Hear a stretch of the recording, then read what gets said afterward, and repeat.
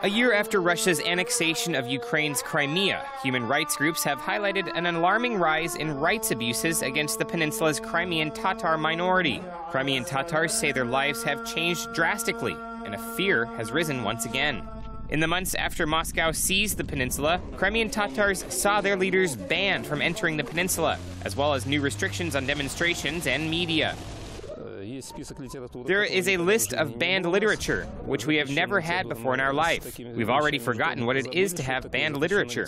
It's a bit unclear what it is, whether we cannot read it or keep it. It already means certain risks. Now I have to control what I have in my mobile phone, on my bookshelf, and one might go to prison, or I don't even know. I haven't asked where, but it's unpleasant. I noticed that people started to control what they're saying. Before, it wasn't common among Tatars or among citizens of Ukraine in general. ATR, the only Crimean Tatar TV channel and the only independent mass media left in Crimea, says it fears it will be forced to shut down. In the months following the annexation in March, 7 members of the Crimean Tatar community disappeared, according to a contact group tasked with coordinating efforts to find missing persons.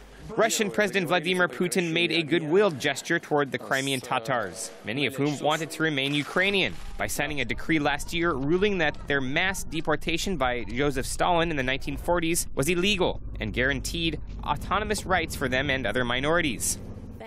U.S. Assistant Secretary of State Victoria Nuland said during a Senate Foreign Relations Committee meeting that people in Crimea and other areas of Ukraine controlled by militants are living under a reign of terror. Crimea's Russian authorities last week claimed that life had gotten better since Moscow annexed the Black Sea Peninsula. They pointed to pension increases and road repair work. But many locals say prices have increased and administrative hurdles have made it difficult to get things done. Human rights groups, meanwhile, say the situation has gotten much worse for freedom of expression and for minority groups. On Tuesday, 3 pro-Ukraine activists were arrested for marking the 201st birthday of Ukrainian poet Taras Shevchenko.